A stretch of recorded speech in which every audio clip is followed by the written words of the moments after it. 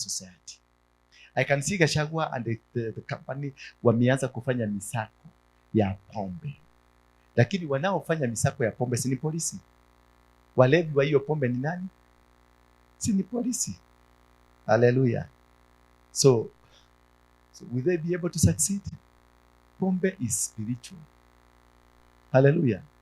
Pombe is spiritual. Drugs are spiritual. Guns, mimi nilikuwa nabeba bunduki mbili na ninatembea town na hakuna polisi atajua nimebeba, lakini wewe beba ambaye hauko ni that spirit ya gun, utashikwa, hata wewe mwenyewe ndio utajipeleka polisi. Wangapi tulikuwa nao hapa? When was it? The day before yesterday? Wednesday. Ulikuwa mchomsho kutoka hapa? Ulikuwa mchomsho kutoka hapa? Wakati tulimama watu kaomba. Kuna mtu alikuja na kofia. Nikamuuliza mambo ya hiyo kofia. Do you remember?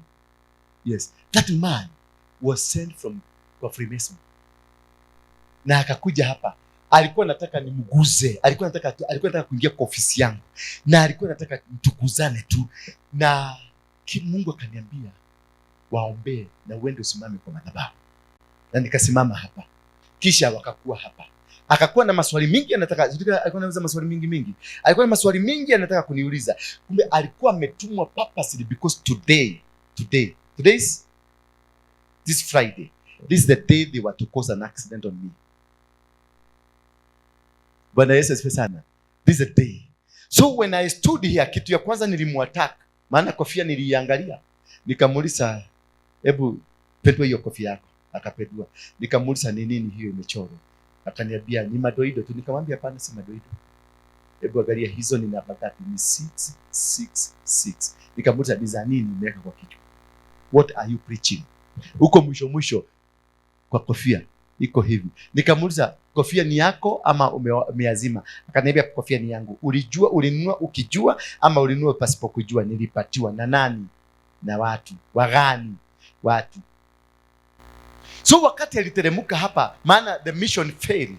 Wakati aliteremka alichukuana na msichana mwingine hapa, mshirika hapa, akaenda akamwambia huyo pastor wenu ni ako na power.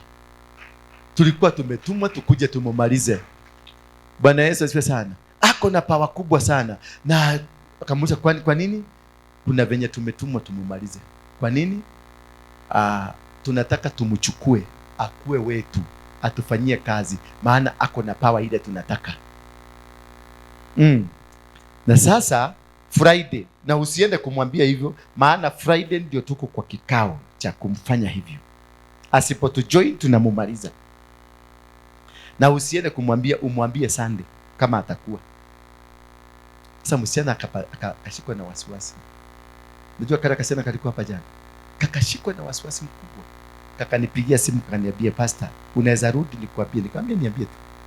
Kuna unaona yule jamaa umeombea hapo, alikuwa hivi na hivi na hivi. Amefanya nini? Ameniambia, akaniambia. Kasichana kalikuwa anatetemeka. Immediately kalimaliza hiyo statement. Kakaanguka chini. Hapo kaliokotwa na watu kama kamianguka chini. See, that is what I'm telling you.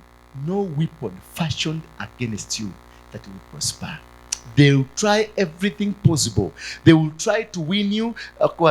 Wanatafuta, they want to win you so that they can use you in their kingdom. But one thing I want to assure you, if you have been selected and chosen by God, nobody will take you away. Hapa tunaitwa the synagogue. The synagogue hatukuanza kitambo sana. Tumeanza tu juzi. Ijapo mimi nilikuwa nikifanya tu crusade hapa na pale, kujaribu tu kuangalia kama nimeitwa. Unajua kuna kitu kingine unataka usikie vizuri kama umeitwa. Maana unaweza kuta ulijiita ama ni bangi zako. Mimi zamani nilikuwa navuta bangi. Ama ni bangi zako ndizo zimeanza kufanya kazi. Unajua bangi tunaambia kwa ukivuta moja hivi inakaa miaka 7. Si ndio? Sasa nilivuta kitu miaka 2. Na kila siku nilikuwa navuta kama hiyo msokoto 7, 8, 10 kila siku. Kama msokoto ukivuta hii kamoja venye nihesabu niliona tunaendaka kama 50 to 100. Si ndio? Sasa na tunaambiwa hiyo moja kutoka itamaliza mwaka 7. Unajua naongea kwa niaba ya mtu wako hapa mwenye ni mvutaji kama mimi zamani, lakini ulibadilika. We love you. Tukafanya crusade moja pale Kayole na ikafaulu. Tukafanya ingine pale Kogo na kale Kawagware Kogo hapo hivyo. Sasa hapo hiyo ndio iliniweka wasiwasi, maana tulipoenda huko kulikuja walevi 7 na tulikuwa tumeweka mashini peke yake kukomboa. Nilikuwa nimekomboa 300,000. Jukwaa ilikuwa ya 100,000 sababu tulikuwa tunafanya 5 days. Per day ni 20,000. Watu wale walikuja, ni kilabu kingine ya Waluya walikuwa hapo, walikuwa na kunywa ile pombe ya mulisha. Sasa kwa sababu ile tuliweka ikaingia kabisa, walitoka wote hapo nje 7 wakakuja, tukaiba, tukangojea watu wakuje, tukangojea mpaka saa 2 usiku, ni walevi tu. Alafu walipomaliza wakanitusi, wakaniambia wewe mjinga, peleka hiyo kelele yako bali, mjinga wewe, na wakaenda. Tukarudi nyumbani, nimepoteza 1,500. Walevi wamekuja wamenitukana, hakuna mtu amekuja, ni hawa walevi tu. Hiyo kitu iliniuma mpaka nikasikia hii Ukristo mimi sijaitwa. Mpaka nikaenda kwa kioo, naigeria kwa kioo, niuliza, wewe umeitwa ama umejiita?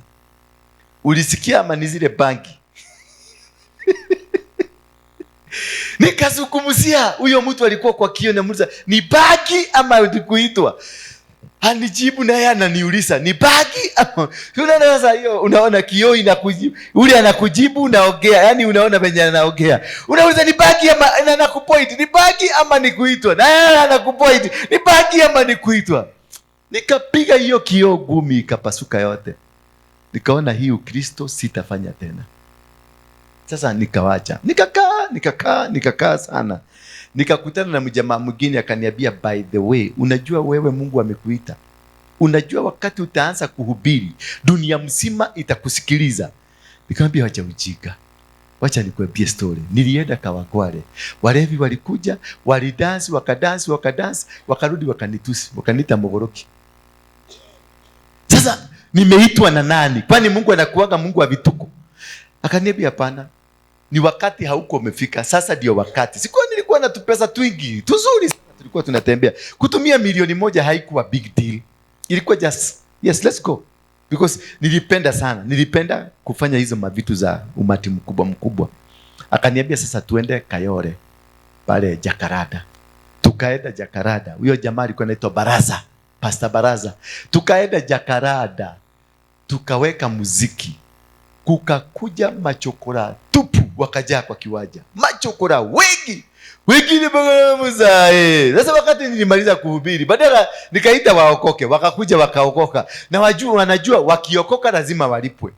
Sasa wakakuja wakaniambia, mzae ni aje? Sasa tuko Maunenge. Nikamuuliza, sasa mnataka simu mmeokoka? Sasa Yesu ataingia ndani yenu, hakuna siku mtasikia njaa, mmebarikiwa. Niona kimoja kimetoa mafi. Mzae, unafanya hivyo ama ufanyi? Hii unajua hii utiaji mnatuleteanga hapa, hii upuzi utawacha, hautatuletea tena. Hii makelele na ndivyo tumekusaidia kuimba. Nikaangalia mavi, jamaa ameshika mavi hivi na mkono.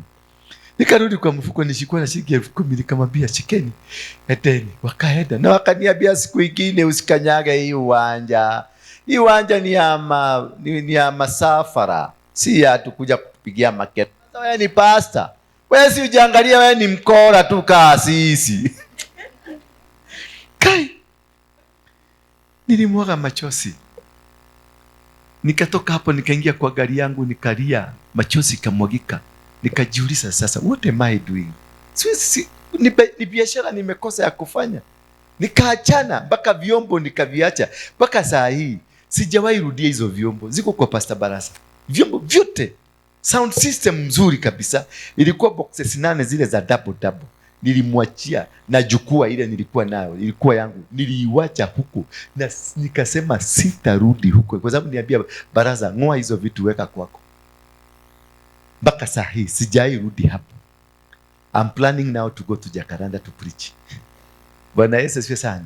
Nikakaa jamaa mwingine anaitwa Mweti wa Ebu. Akakuja tukakutana naye akaniambia, "Pastor, do you know you are called to serve?" Najua niliambia Mungu hii aibu dogo. Si afadhali, najua wakati nilikuwa mwizi, nilikuwa tunaenda na tunachukua pesa mzuri. Na ni kitu nachora na inaigiana. Na haina stress. Nakumbuka kuna banki moja tulienda tukachukua 40 milioni. Haikuwa na stress. Ni bunduki tu tulisimama hivi nayo. Na tukasimama tukasema, "Lalani chini," watu wakalala chini. Na tukachukua pesa. We didn't have stress.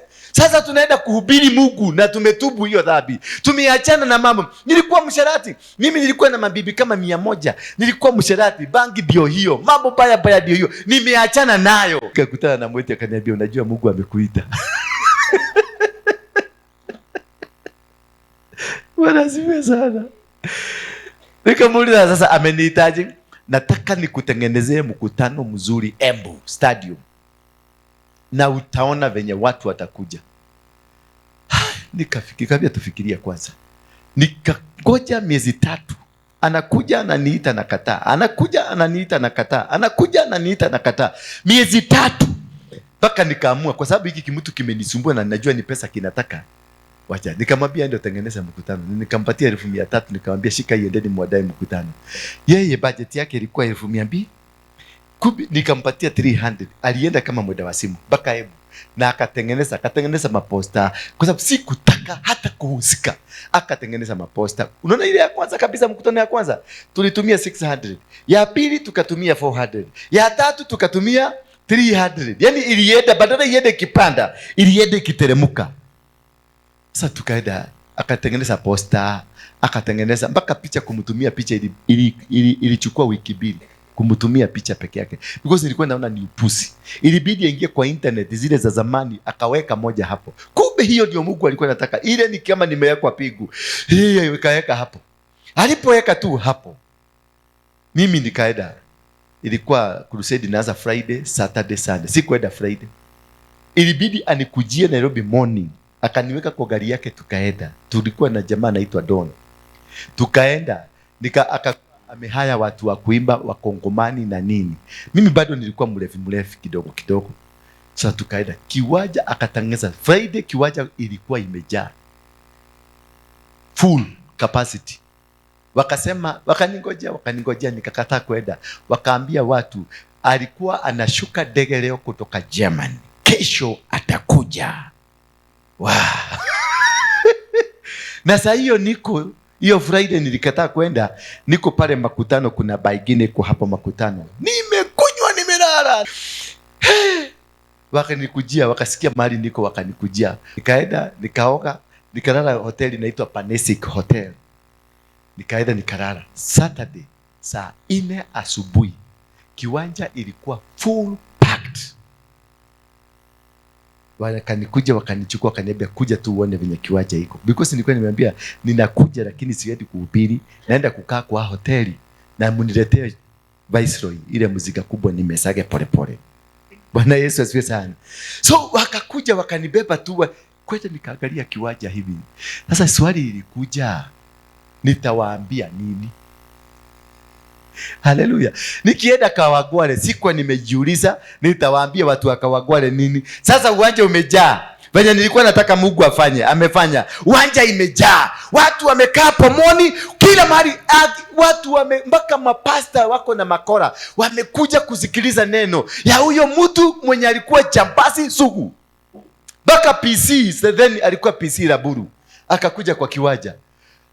Akasema I also want PC Raburu tukiwa Nakuru. Alikuwa ameorder nipigwe risasi. Sasa amesikia ninahubiri na sasa ndio PC wa Eastern Province. Akakuja kuangalia kama ni yeye ama ni mtu mwingine. Akakuja akaulisia huyo pastor, "Are you sure ni fulani?" Yeye akamwambia ni yeye. "Can you call him? Nataka kusikia kama ni sauti yake." Wakanipigia nikakataa kuchukua. PC akasema hapana, you are lying. You know the president is waiting a report kujua kama ni yeye. Ndio tujue, maana ukiangalia zile roli ziko huko ni za polisi, zile huko intelligence wamejaa hapa, because I have to write a report kama ni yeye, ndiambia president ni yeye. Baka Mwiti akasema kwani huyu nimeita ni nani? mpaka PC ameingiza baridi. Lakini waje imejaa. Sasa waliponibeba wakanipeleka kwa kiwanja, nikaingia nikaangalia, nikashindwa itakuwaje. Nikaambia turudi, nikaenda nikajimwagilia, bado nilikuwa mlevi. Nikajimwagilia tu maji baridi, nikakuwa msafi, nikakula ugali ndio hiyo changai ishe. Nilikuwa nimekunywa Viceroy mzuri, mzinga 3. Ni hiyo changai teremke vizuri, najua lazima ukule na ukule kanyama, tukakula. Nikafanya mazoezi, nikaenda kwa gym nimwage hiyo jasho itoke. Nikaingia kwa kiwanja saa 9. Nikakuta magari nje, mabishop, mapasta wameningojea kwa hoteli. Tukatoka na msafara ya magari 200. Empu mzima ikakuwa standstill. Alafu sasa magari yetu, kumbuka hapa kuna magari ya polisi na kuna magari ya CID na kuna magari ya intelligence na kuna magari mengine mingi, zikanifuata mpaka kwa kiwanja. Kiwanja ilijaka. Wacha nihubiri. Sijawahi hubiri. Alafu nilikuwa na hubiri na ile kihubiri kia mtu mjinga. Unajua kihubiri kia mtu mjinga hauna ile capacity ya kuhubiri. Maana nilihubiri sentence kama 5, kinini deno likapotea likaisha. Sasa nilianza, Bwana anasema mnaenda kubarikiwa, mnaenda kuchenja,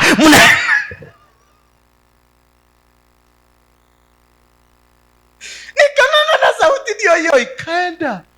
Usiku anajua kuhubiri, kama kwa sikuhubiri. Huko kwingine sikuhubiri vizuri, maana ni machokora. Sasa nikashindwa nitahubiri ya machokora. Kule sasa nilikutana na watu, nilihubiri dakika 3, kila kitu ika-evaporate. Sasa nije, Bwana anasema, Bwana anasema.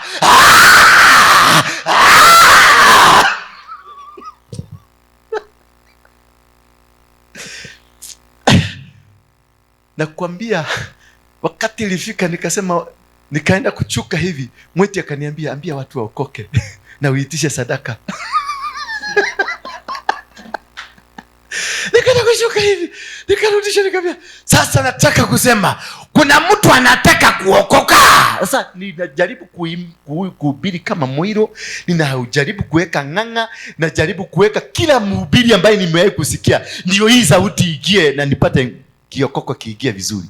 Do you want to tell me one thing? Kiwanja nusu ilipasuka ikakuja kuokoka. Kiwanja nusu ikipasuka ikakuja mbele yetu. Nikauliza mweti, kwani tumefanya makosa? Akaniuliza kwa nini? Watu wote si kama wamekasirika, wamekuja hivi kwa nini? Si wanataka kuokoka. Ni wakuokoka. Nikamwambia basi mwete, sasa mimi kwa sababu mimi si mwenyeji, mimi ni mgeni, nataka niwapatie pasa ambaye ni wa hapa, awaambie jinsi mtakavyookoka. Because siku anajua venye Mungu mtu analidiwa kuokoka. Ati Bwana Yesu. Mwete akaichukua microphone, akawaombea, wakaokoka. Sasa hiyo ni Saturday. Sunday uwanja mpaka kule juu kwa miti juu, kila mahali watu walikuwa wamekuja kunisikiliza. The best thing and the best crusade I've ever done ni hiyo. Maana kitu ya kwanza nilipata kwa jukwaa, mawenda wazimu walikuwa hawana nguo 12, hawana nguo. Yani amevaa kigunia ama amekaa hivyo, yani mtu wanajulikana huko. Nilipofika tu kwenye madhabahu, nikapanda juu, nikasikia kitu kingine, power ingine imeshuka. Nikaona mtu amevaa white amesimama kona ya jukwaa, na mwingine amevaa white kona ya jukwaa na kona ile ingine. Na nikaangalia kwa geti zote za stadium, kuna watu wako na white. Nikashindwa wale ni wakina. Nikauliza mweti, wale watu wamevaa white ni wakina gani? Mweti akaniuliza wako wapi? Na huyu amesimama hapo kando yako. Akaangalia, nikaona mweti amefanya hivi. Mweti ni Mumeru. Walikuwa na jamaa mwingine anaitwa Mwenda. Akaita Mwenda, wakaongea na Kimeru, lakini nilisikia. Nilisikia wamesema huyu jamaa ni kama ameruka kichwa. Lakini mimi naona watu, mtu mmoja akakuja, huyu alikuwa na white, akaniambia, akanipatia, aliniguza tu mkono, nikaona nimekuwa white. Nikasimama tu, nikasikia neno likaingia, kila kitu mpya ikaingia. Wakati nilishika microphone, nilianza siku hawa maweda wa simu, nikashika mweda wa simu wote wakaaguka chini, wakaanza kuongea kama watu nomo. Mapepo zote za weda wa simu zikaenda. Nikasema waende kwa hiyo toilet iko hapo nje ya mali kulikuwa na maji, waende wakaoge. Nikawanunulia suti mpya. Ndio naona nanunuliaga watu masuti. Nikawanunulia suti mpya. Huko nikaoda wanunuliwe masuti, wakakuja wagoroki wote ambao walikuwa hapo 12 wote wakakuja kama amevaa suti. Sunday makanisa zote zikafugwa, watu wakakuja kuwatazama jinsi Mungu anavyotenda miujiza na yule mtu ambaye ni criminal of the greatest criminals. I just want to encourage you. It doesn't matter how far you are. It doesn't matter what is happening around you. There is that time that God is preparing for you. There is that agenda that God has for you. Utajipangia kila kitu, it will not work.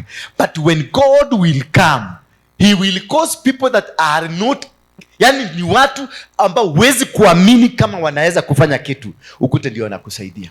Bwana Yesu asifiwe sana. That's why you see mimi naweza kukutolea nguo yangu nikupatie if I see that condition that you are in, because God announced my ministry not by good people like you. He announced my ministry by what?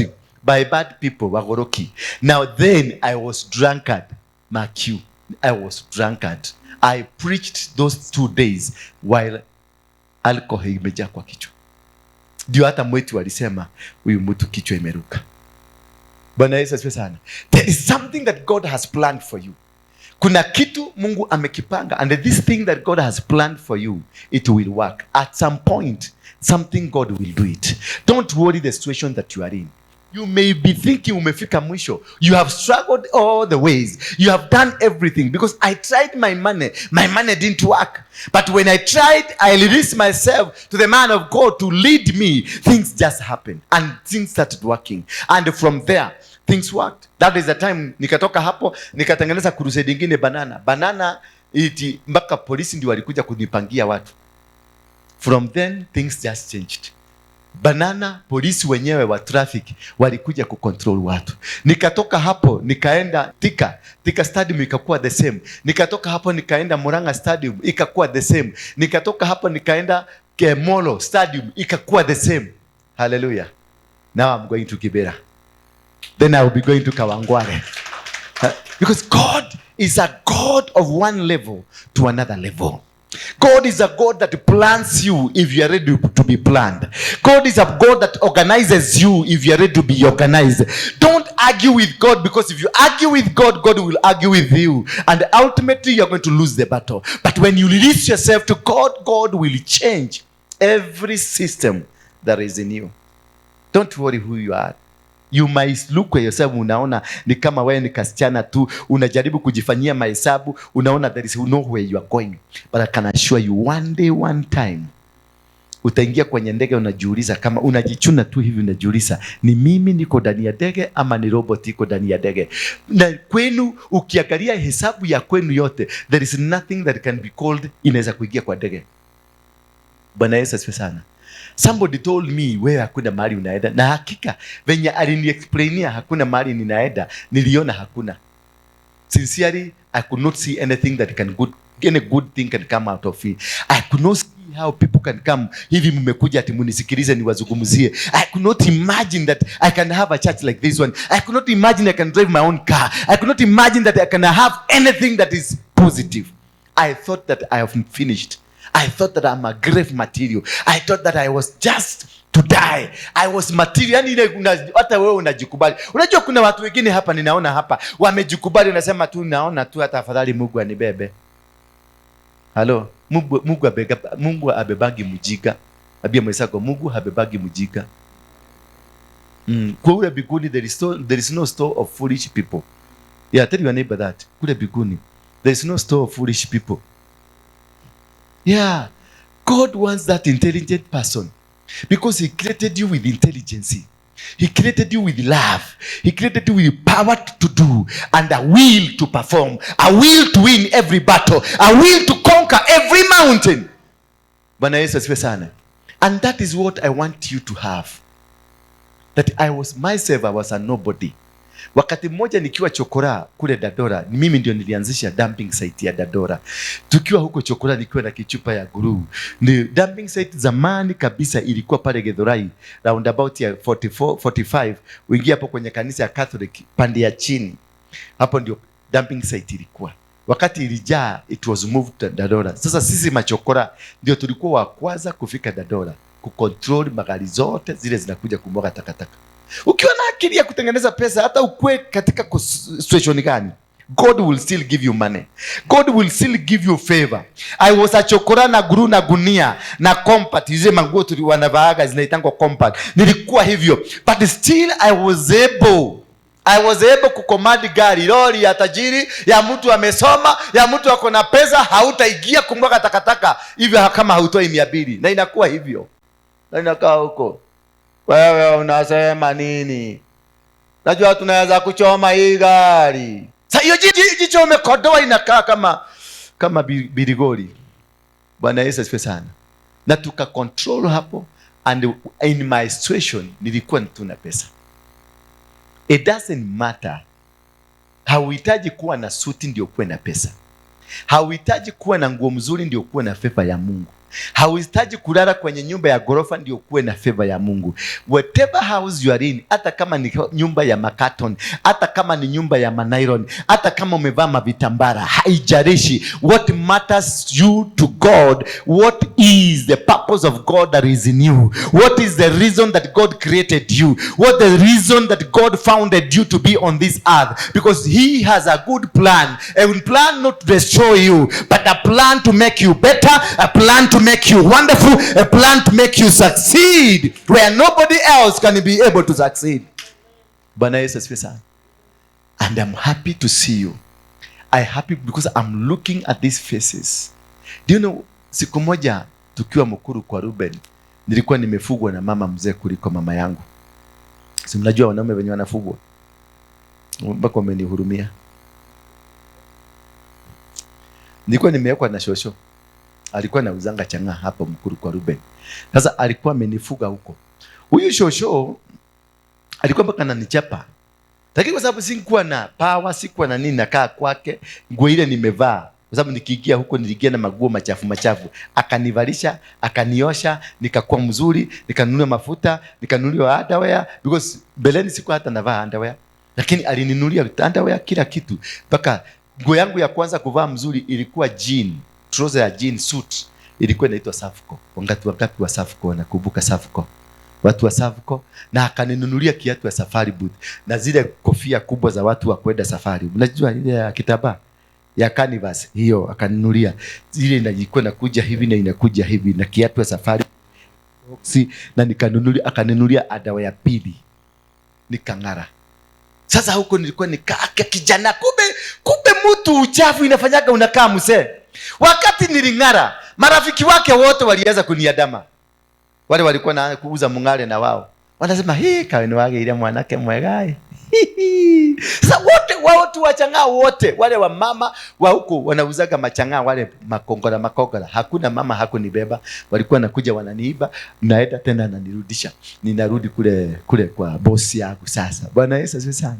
Lakini kazi ile nilikuwa nafanya huko, nilikuwa kwa usaa nilikuwa naosha vyombo, nilikuwa naosha maguo zake. Analeta mtu mwingine pale, naona ameenda pale na ninasikia wimbo akifanya praise and worship pale, lakini siwezi kumuuliza maana niko kwake na mimi ni mfanyi kazi. Nikijaribu kuuliza na chapa makofi. Nikijaribu kumuuliza anakwanza, akimaliza anatoa hizo manguo zake zote, ananiambia nende nikaoshe hapo. Na nilikuwa naosha.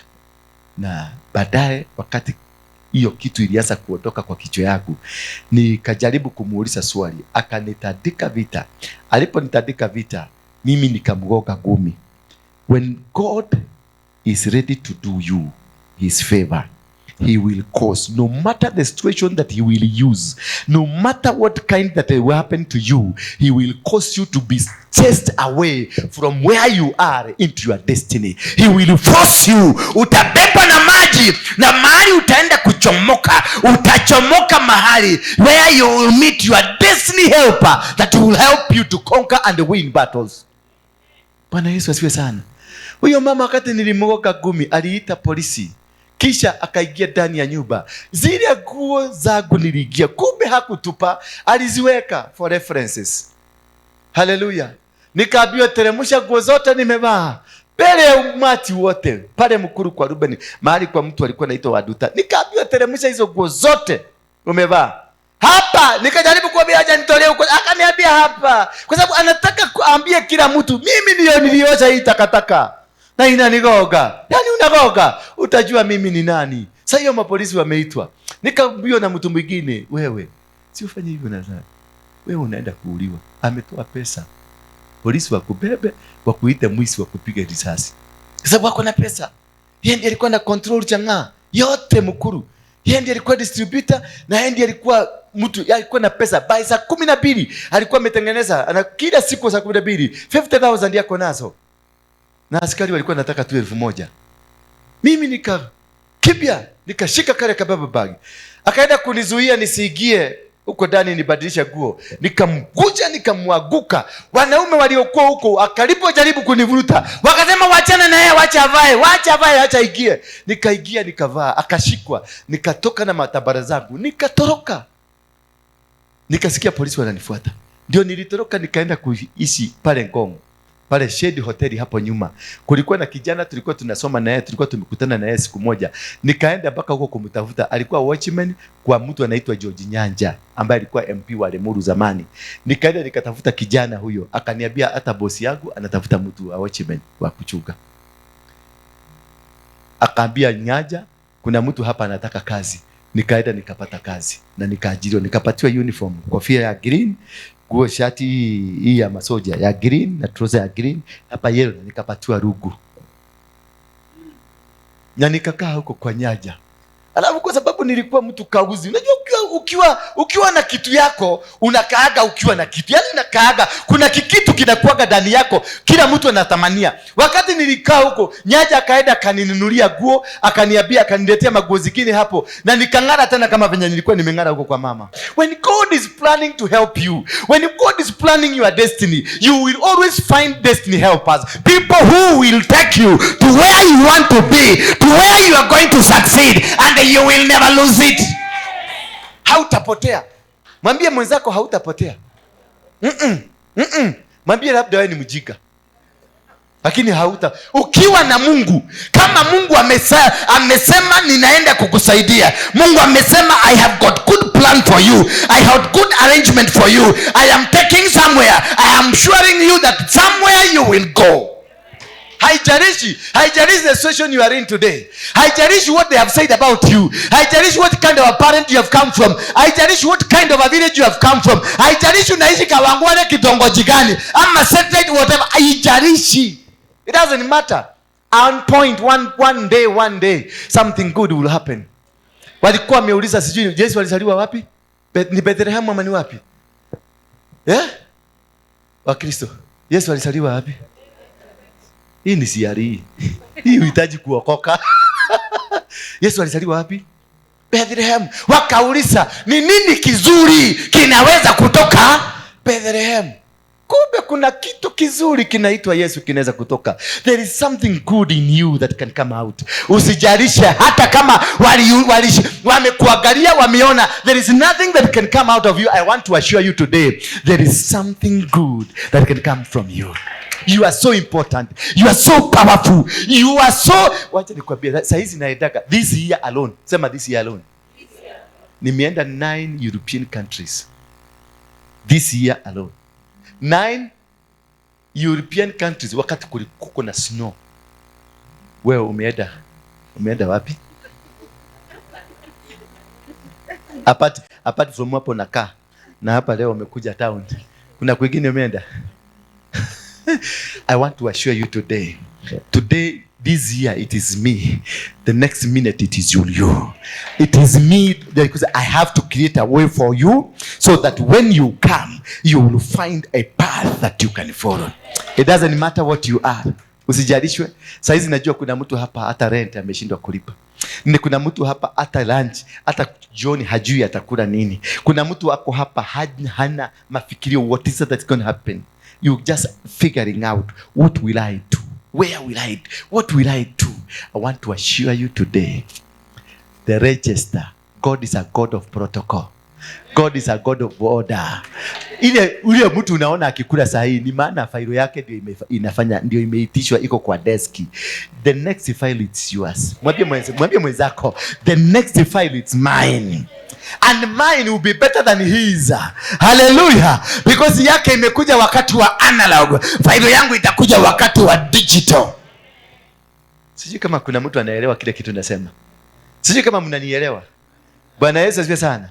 Unajua mmeambiwa mkuja wapi? Mnafikiria mmekuja kuona politician. Lakini mimi si politician. Mimi ni mtu wa Mungu. Bwana Yesu asifiwe sana. Ni mtu wa Mungu mwenye amepitia maneno. Mimi nimepigwa risasi 12 kwa hii mwili yangu. When God has a good idea over you, because he has a good idea, ako na mipango mizuri, ako na mipango ya kukusaidia.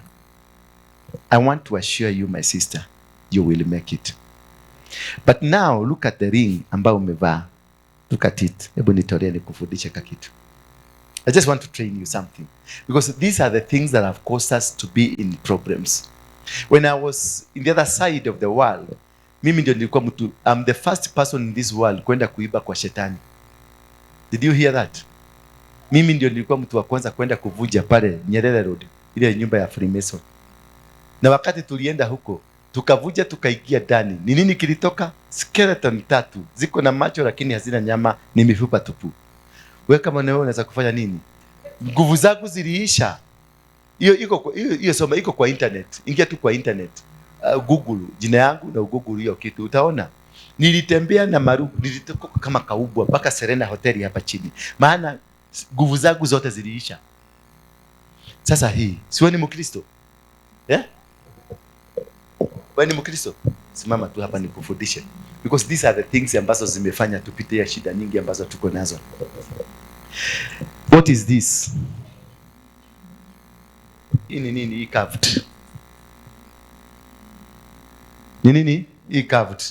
See, this is the moon. And what's the star? What is it? The star. Ni watu wagani wana worship the moon? Wanajua date yao na moon. The Muslims. Yeah, this is a Muslim. The star is for the Muslim. Ukiangalia ile kitu yao ni hivi, na the star is for the Muslim. Are you a Muslim? Do you condemn Muslims? Wataenda mbinguni kulingana na wewe? Si watachomeka kulingana na wewe? Why are you carrying their tools of worship? You and them, is there any difference? Yes. You are no difference. What are you advocating? Umehang hapa. Nikikupatia t-shirt ya Raila, utakuwa kitangaza nani? Utatangaza Uhuru? Hapana. Because you umevaa Raila kwa nini? Unampenda. Mbona hukuvaa ya Uhuru? Because you pendi Uhuru. You like Raila. Si ndio? Ama you like Ruto. Ama you like nani mwingine? You like David. You are wearing my t-shirt because you like me. Si ndio? Ukivaa t-shirt uende kwa watu wa Tusker. Unaweza kutana na watu wa Tusker kwa kanisa. Utakutana na wapi? That's the only place where they can give you their t-shirt. Kwa bar, si ndio? Sasa umevaa t-shirt, haukuwa kwa bar, lakini umekutana na mimi nimekupatia t-shirt ya Tusker. Na wewe ni wa praise and worship. Ukuje sasa hapa ushike microphone uanze kutuhubiria. What will you be preaching? Tusker. Now what are you preaching? Thank you. Sinaona tumiteko tudogo. Hizi mashati unaona unavaa imechorwa cobra. Ndio huyo mtu achore cobra. For example. Ndio mtu achore hiyo cobra, alikuwa na nia gani? Mbona hakuchora nyani ama achore ndege ama achore kitu kingine? Alichora cobra. What is the intention? Ako na mahusiano, kuna message anataka kudeliver. Bwana Yesu asifiwe sana. Ukivaa hii t-shirt hapa imeandikwa 666 na ni mzuri na imewekwa decoration mzuri, ama ufanye ukute t-shirt imewekwa imekaa hivi, what is that person trying to tell you? An Illuminati, a devil worshiper. Sasa vaa t-shirt yao. Ni mtuba umeenda umetoa mtuba. What is the connection? There will be a spirit that is connecting you. That is how we find ourselves in mistakes, in challenges of life. Sasa hiyo ende ununue ingine, enda utupe, Najua hujui ili kitu uliona imekupendeza ukanunua. Enda weke, nunua msalaba ya Yesu. How many people nasikia umebarikiwa kabisa? Umebarikiwa? Thank you. We thank God for that. That was a short testimony of who I am. Because I want to work with you. I want to work with you. And I want you to work with me. Not me only working with you, but also you working with me, so that we can achieve one thing. When I was just a nobody, I never imagined that one day I can sit down with the president of our Republic of Kenya, or any other president, or any other senior person in the country, or even standing before people like you, niwaambie the word I'm telling you. I never imagined. But kumbe God had an agenda, and this is the agenda that I want to pursue with you. This is the agenda I want to walk up with you, so that we can reach. Because God told me clearly, I have sent you to my people, because he brought me na akanionyesha what kind of a person I have been.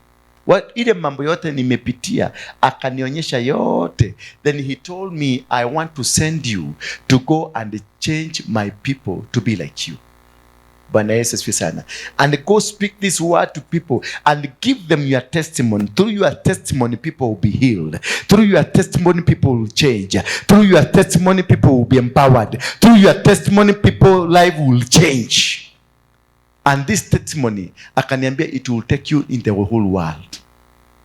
So as I was just giving you a story that this ministry, we didn't start it a long time ago, because I was not even sure whether I've been called. Hallelujah. Zile mavituko 2-3 zilitokelezea, I was not very sure that God has called me. But when God came to me nikiwa pale City Stadium, because that is where we started before ilikuwa January ya corona ifike hapa mwezi wa 3, si ndio? Corona ilifika mwezi wa 3. That January ndio tulifungua kanisa, na tulifungua with the pomp and the color. Na nikaita marafiki na watu, tukaimba, tukakomboa mpaka Wakongo. Unajua Wakongo, najua kukamata gitaa inaongea kama mtu. Tulikuwa tumeita mpaka Wakongo, tumeita KTN, Citizen, zote zilikuwa huko. 3 months later, corona ndio huyo, kasemekana hakuna kanisa.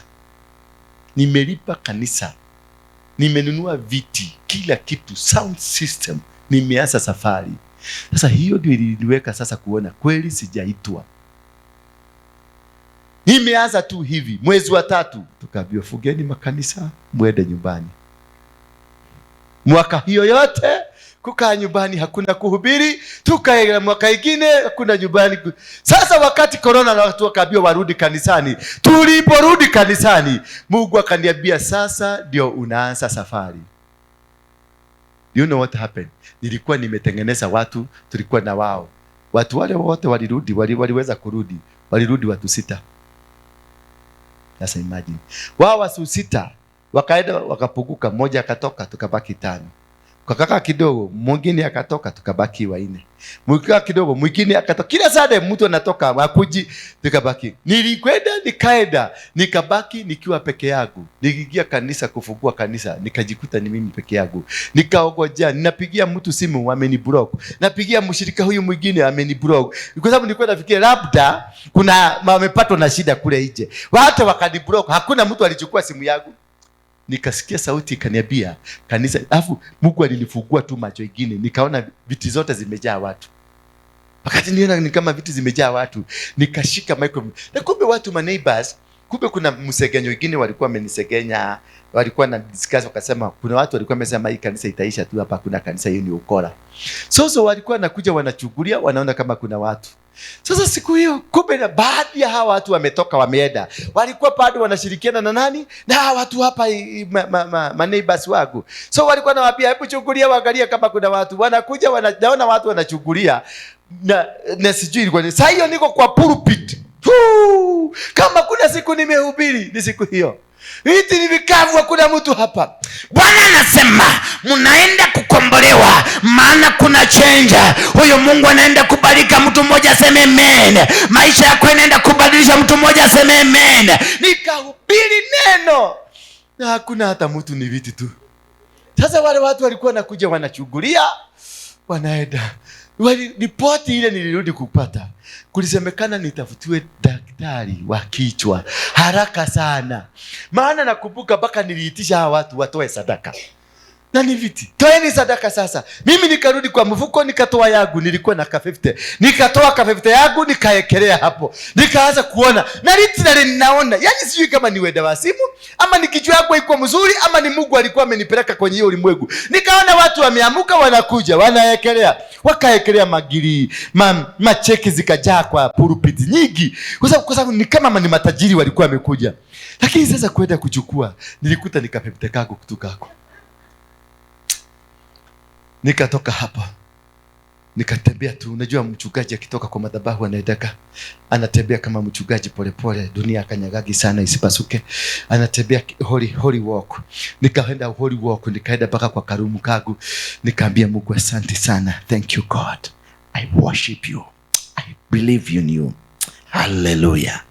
Nikatoka nikafuga kanisa, nikaenda. Ile debate ilikuwa City Stadium. Venye huyu mjamaa amepatwa na weda wasi. Tulisema huyu mtu, ile bagi iko ndani ya huyu mtu ni kubwa. Wakanichekelea kabisa. Sande hii ingine, wale wote washirika ambao walitoroka hawakukuja, lakini kanisa ilikuwa imejaa hivi watu. The next Sunday. That is how when God is ready to announce you. Ito tushida toko tuote mami, hautatukumbuka tena. You will remember them no more. That because life will change. Then immediately we used to, kanisa ketu kalikuwa kadogo, ni kama kutoka hapa mpaka mahali hapa hivi. Hii sasa hii pila na hii na ile mpaka mahali hapa tu hivi. Kutoka hapo I was able to come here. Kutoka hapo nikatengeneza kila kitu. Hizi viti mimi sikununua. Huko tukitoka huko tulitoka watu 12. Tukikuja hapa bana, kanisa yangu ilikuwa inajazwa na watu 26. Inajaa mpaka tunakosa mahali pa kukaa. Hallelujah. Hallelujah. Ilikuwa inajaa 26 people. Mpaka tunasema hii mnaona venye kanisa imejaa leo. Mungu ametembea. Oh my God. Nikikuja hapa nilikuwa na watu, alafu wengine walipasuka. Waliposikia mahali tunakuja ni mahali tutalipa pesa mingi, wakasema huyu pastor sina kwa natubebaga ujinga. Wakakuja. Mimi nikaambia Mungu, nikajijaza, nikakuja nikachukua hapa, nikatengeneza. Ilikuwa store ya mafaili, tukatengeneza, tukaenda kwa duka tukanunua viti, tukaenda tukatengeneza. Na watu tu niulize, nilikuwa nafikiria nitawatoa wengine wapi? Niulize. Niulize. Wewe nimekutoa wapi? God has a plan. God has an agenda. And his agenda will never fail you. God has never and he will never fail you. You are going always to succeed. Bwana Yesu asifiwe sana. Ukienda kwenu hakuna mtu anatarajia mazuri kutoka kwako. Hata unaigiaga kwa brother yako mmoja ama kwa kazeni zako, unaona wameanza kubadilisha, hata story walikuwa naongea inabadilika. Kwa sababu mzigo umeingia. A burden has come. Ile kitu wanaanza sasa, huyu amekuja tena kufanya nini? That's a question they ask about you. When they see you a burden. When they see you an idiot. When they see you yani umekuja kuleta ujinga. Bwana Yesu asifiwe sana. Let me tell you, in that 1 year I am here. Can I tell you something? Yeah? In that 1 year I am here, I've been able to launch a TV station. That 1 year. In that 1 year I am here, I've been able to launch a circle, an international circle. Hallelujah. An international, and it is converting very soon to become a bank. In that one, and this hall, the next time you will be coming, maybe towards the end of the year, it will be a bank, not a church. I'm building a sanctuary for God. Bwana Yesu asifiwe sana. Hallelujah. In the same year, the same 1 year, I've been able to open a company ya kushona nguo. Hii unaona tumeshonea hapa. Kutoka juu kiatu ndio hatujashonea hapa. Socks ni ya hapa. Trouser ni ya hapa. Hii ni ya hapa. 1 year. In 1 year tumefungua kampuni ya kushona viti. Ile kiti imetengenezwa hapa. In the same 1 year tumetengeneza kampuni ya watu wanaita kwa interior designers. Hizi ni sisi tumetengeneza. In that one, when God purposes to change you, he will change you drastically, that every person will never believe who is this person. Watakuja kuuliza, huyu ni yule anakaa kama yule. And the way God want to use you is not the way he want to use this man. So do not look at that person that ako na success. Amenunua kavits. Gari yako ni Mercedes Civics. Don't try to compare yourself. Don't even try to compete. Ati una compete na huyu na ako na gari ka Toyota. Kumbe gari yako ni Mercedes. Sasa angalia, utafanya ujinga, unang'ang'ana na huyu kufuata, umeacha Mercedes yako nyuma, utarudi umekalia pikipiki uende ukaendesha Mercedes. Wacha kung'ang'ana na watu, wacha kung'ang'ana na kitu ambacho sio chako. Tembea katika space yako, and as you are walking kwenye space yako, things will be working according to plan of God, because God has got good plan not to destroy you, but plan to make you succeed. Walk in the plan of God. Walk in the will of God. Walk in the arrangements of God, and you will succeed. I will never fail, because he's told me, I will never fail you. I will never forsake you. I will always be with you. Akaniambia in the book of Ephesians that no weapon fashioned against you. Kwa hivyo there is weapons. No weapon fashioned against you will succeed. So they will try. Sieti hawatajaribu. That is why God said, no weapon fashioned against you that will prosper. Meaning, they will try and nothing will prosper. Hallelujah. Watakuendea kwa waganga, nothing will prosper. Watafanya maneno, nothing will prosper. Wangapi tulikuwa nao hapa? When was it? The day before yesterday? Yeah? Wednesday. Ulikuwa mchomsho kutoka hapa? Ulikuwa mwisho kutoka hapa wakati tulisimama hapa tukaomba. Kuna mtu alikuja na kofia. Nikamuuliza mambo hiyo kofia. Do you remember? Yes. That man was sent from Freemason. Na akakuja hapa. Alikuwa anataka nimguze. Alikuwa anataka kuingia kwa ofisi yangu. Na alikuwa anataka mtukuzane tu. Na Mungu akaniambia waombee na uende usimame kwa madhabahu. Na nikasimama hapa. Kisha wakakuwa hapa. Akakuwa na maswali mingi alikuwa anauliza maswali mingi. Alikuwa na maswali mingi anataka kuniuliza. Kumbe alikuwa ametumwa purposely, because this Friday, this is the day they were to cause an accident on me. Bwana Yesu asifiwe sana. This is the day. So when I stood here, kitu ya kwanza nilimuattack, maana kofia niliangalia. Nikamuuliza, hebu pedua hiyo kofia yako. Akapedua. Nikamuuliza ni nini hiyo imechorwa? Akaniambia ni madoido tu. Nikamwambia hapana, si madoido. Hebu angalia hizo ni namba ngapi? Ni 666. Nikamuuliza ni za nini umeweka kwa kichwa? What are you preaching? Uko mwisho kwa kofia iko hivi. Nikamuuliza kofia ni yako ama umeazima? Akaniambia kofia ni yangu. Ulijua, ulinunua ukijua ama ulinunua pasipo kujua? Nilipatiwa na nani? Na watu. Wagani? Watu. So wakati aliteremuka hapa, maana the mission failed. Wakati aliteremuka, alichukuana na msichana mwingine hapa, mshirika hapa, akaenda akamwambia huyo pastor wenu ni ako na power. Tulikuwa tumetumwa tukuje tumumalize. Bwana Yesu asifiwe sana. Ako na power kubwa sana. Na akamuuliza kwa nini? Kuna venye tumetumwa tumumalize. Kwa nini? Tunataka tumchukue akuwe wetu, atufanyie kazi, maana ako na power ile tunataka. Na sasa Friday, na usiende kumwambia hivyo, maana Friday ndio tuko kwa kikao cha kumfanya hivyo. Asipotujoin tunamumaliza. Na usiende kumwambia, umwambie Sunday kama atakuwa. Sasa msichana akashikwa na wasiwasi. Unajua kaka kasema kalikuwa hapa jana. Kakashikwa na wasiwasi mkubwa. Kakanipigia simu kaniambia, pastor, unaweza rudi nikwambie? Nikamwambia niambie tu. Kuna ule unaona yule jamaa umeombea hapo, alikuwa hivi na hivi na hivi. Amefanya nini? Ameniambia, akaniambia. Kasichana kalikuwa anatetemeka. Immediately kalimaliza hiyo statement. Kakaanguka chini. Hapo kaliokotwa na watu kama kamianguka chini.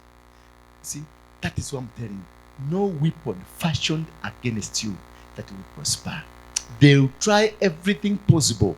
They will try to win you. Wanatafuta, they want to win you so that they can use you in their kingdom. But one thing I want to assure you, if you have been selected and chosen by God, nobody will take you away. I can see Gachagua and the company wameanza kufanya misako ya pombe. Lakini wanaofanya misako ya pombe si ni polisi? Walevi wa hiyo pombe ni nani? Si ni polisi? Hallelujah. So will they be able to succeed? Pombe is spiritual. Hallelujah. Pombe is spiritual. Drugs are spiritual. Guns, mimi nilikuwa nabeba bunduki mbili na ninatembea town na hakuna polisi atajua nimebeba. Lakini wewe beba ambaye hauko ni that spirit ya gun, utashikwa hata wewe mwenyewe ndio utajipeleka polisi. That is not human. Mwizi atanakuja, walichukua 40 million from a bank na wakaenda. It is a spirit. Si wizi, that is not normal. It is not. Huyo kijana yako anakunywa madawa, anakunywa bangi, it is a spirit. Huyo anavuta madawa ya kulevya, it is a spirit. Vijana wawili hapa nimewanunulia mkokoteni jana. Ni jana manilini? Ni jana. Nimewaambia nitawanunulia mkokoteni na troli ya kusoma. Wakitoka hapa, walishikwa. Wametoka? Waliwekwa jela gani?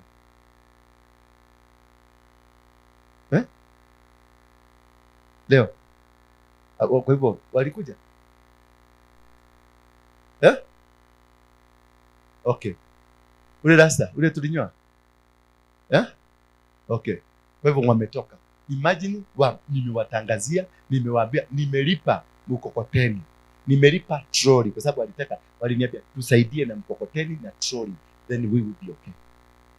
After declaring that, immediately kutoka hapa nje, wengine wote wakawachwa, hawa mkokoteni wakaambia mnaenda, because the spirit ya poverty, the spirit for them to die, inawauliza mnaenda wapi na nyinyi ni wetu.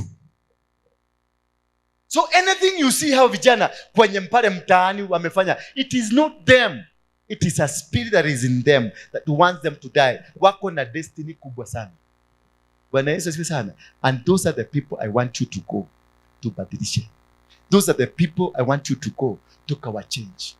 Because it is not them. They are not them. I was like them. Nilikuwa mwizi.